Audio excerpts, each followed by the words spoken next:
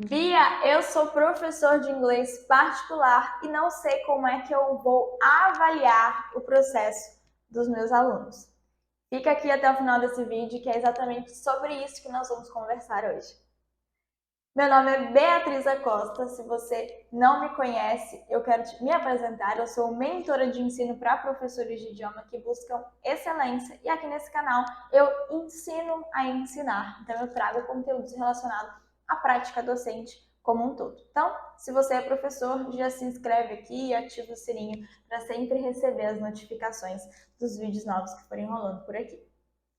Esse é um quadro chamado Papo de Prof, em que eu libero sempre um vídeo curto respondendo alguma dúvida que vocês me mandam lá no Instagram, lá na minha caixinha de perguntas. E essa é uma dúvida muito frequente. Como é que eu avalio o desempenho dos meus alunos, o processo dos meus alunos sendo professora particular? Porque quando a gente está com aulas particulares, não necessariamente o nosso aluno busca fazer uma prova específica, fazer uma prova de proficiência. Ele quer se comunicar na língua e ser feliz, né? Viajar e tudo mais. Então, como eu, enquanto professora, posso avaliar que esse processo está sendo bacana, está sendo eficiente? Progress check. Grave essa palavra. Progress check. É uma palavra de ordem, inclusive, na minha vida, quem é minha mentorada sabe. O Progress Check nada mais é do que uma autoavaliação, em que você vai encaminhar mensalmente ou bimestralmente, quando saber a diferença, mensalmente se você dá aula 2 vezes por semana, bimestralmente se você tem uma aula por semana, tá? Você vai encaminhar esse Progress Check, esse modelo, como se fosse uma ficha, um pequeno formulário, e o seu aluno irá responder ao final do mês ou ao final do bimestre da maneira mais sincera possível. Então você vai encaminhar para ele e, obviamente, dar essa orientação de que ele precisa responder isso sendo sincero ali com ele mesmo, tá? Então ele vai responder contemplando os seguintes aspectos, tá?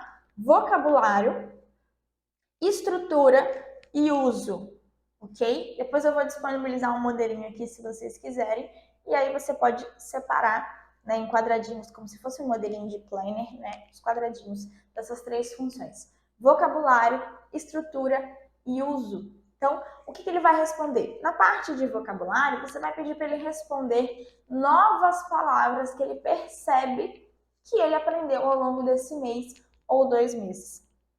Então ele vai fazer aquele brainstorm de palavras que vierem à mente dele relacionadas ao conteúdo que ele estudou. E ele vai escrever todas elas lá da maneira mais leve possível. Detalhe, pode ser gravado também se você achar mais interessante, tá? Estrutura. O segundo tópico de estrutura é para você perguntar para ele. Exemplo, se vocês estudaram o Simple Present, é para você verificar se ele vai lembrar disso e se ele entende que isso é um aspecto estrutural. Então você vai dizer para ele, conte para mim nessa parte de estrutura o que é que você se lembra de ter estudado sobre gramática, sobre regrinhas de uso, enfim, sobre algo relacionado à estrutura da língua inglesa. E ele vai escrever lá. Talvez ele não coloque nada, ou seja, ele não lembre, ele não perceba que ele aprendeu determinado aspecto gramatical, porque é muito comum a gente conduzir a gramática de uma maneira mais leve, mais tranquila, então não cobrar ou não colocar aulas do tipo, essa aula é sobre simple present, né? Ela vai aparecendo às vezes de uma maneira mais leve, que inclusive é o que eu ensino dentro da mentoria as minhas mentoradas a fazerem, colocar a gramática de uma maneira bem sutil para que não seja chato, não seja desagradável. Então pode ser que ao fazer este progress check, o seu aluno não dê este nome aí, eu aprendi simple present este mês, mas que ele descreva que ele aprendeu a usar os verbos assim assado, que ele percebe frases no presente, enfim, descreva de uma maneira mais simples com as palavras dele, e aí você, enquanto professor, sabe qual foi o conteúdo que você planejou, vai identificar que o que ele está dizendo é simple present, por exemplo, certo? Então, na parte de estrutura, é isso que você vai orientar ele a colocar. E, por último, a parte de uso é para ele colocar ali frases, expressões, gírias, coisas que ele tenha percebido que ficou na memória dele ao longo desse 1 mês ou 2 meses de aula, tá? Bem simples, bem leve, bem sutil, algo feito naturalmente, vamos colocar assim, tudo bem? Sem aquela pressão de eu estou te avaliando. E aí você vai colocando num caderno online e gravando, guardando aquilo ali. Por que que eu amo o Progress Check? Por duas situações. Uma, você enquanto professor perceber conteúdos que talvez você precise recapitular, explicar novamente, porque ele não tem relatado no Progress Check dele. Então talvez seja um sinal de que ele não está memorizando aquilo. Então é um sinal para você abordar aquele conteúdo novamente, talvez de uma maneira diferente, para que ele consiga aprender melhor. E segundo ponto é mostrar para o aluno o progresso dele.